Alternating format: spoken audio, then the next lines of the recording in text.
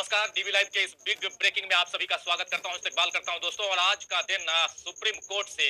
हो सकता है कि आपके लिए कुछ खुशियां लेकर आ जाए, क्योंकि आज सुप्रीम कोर्ट पर सुप्रीम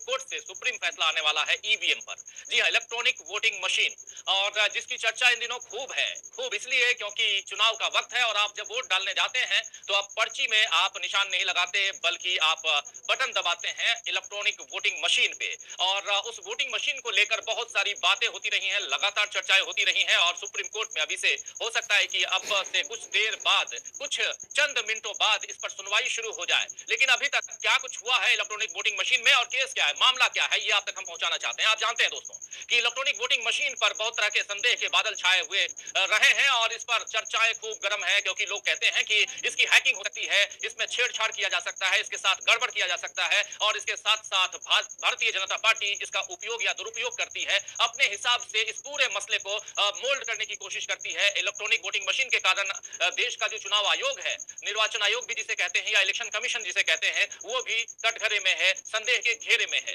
तो अभी तक इलेक्ट्रॉनिक वोटिंग मशीन को लेकर बहुत सारी बातें होती रही। इससे पहले जब इलेक्ट्रॉनिक वोटिंग मशीन का मामला सुप्रीम कोर्ट पहुंचा था, 2019 के चुनाव से पहले, 2018 की बात कर रहा हूं, तब पहुंचा था, तो कोर्ट ने कहा था कि वीवीपैट जो है वो उसकी काउंटिंग अचानक किसी भी 5% वीवीपैट की काउंटिंग की जा सकती है। लेकिन अब यहाँ जो याचिका दायर की गई है उसमें कहा गया है कि 5% नहीं, बल्कि 100%, यानी 100% वीवीपैट की काउंटिंग आप कीजिए। और इतना ही नहीं, जो पर्ची है वो हर मतदाता के हाथ में आए। जो आप वोट डालते हैं उसके बाद जो पर्ची आपको वीवीपैट मशीन में दिखाई देती है, वो पर्ची हर मतदाता के हाथ में आए, और वो मतदाता उस पर्ची को किसी बॉक्स में डाले, और उस बॉक्स की काउंटिंग हो, उस बॉक्स में जो पर्ची जितनी डाली गई है उस आधार पर काउंटिंग हो। इस पर कुछ लोगों के मत, और खासकर इलेक्शन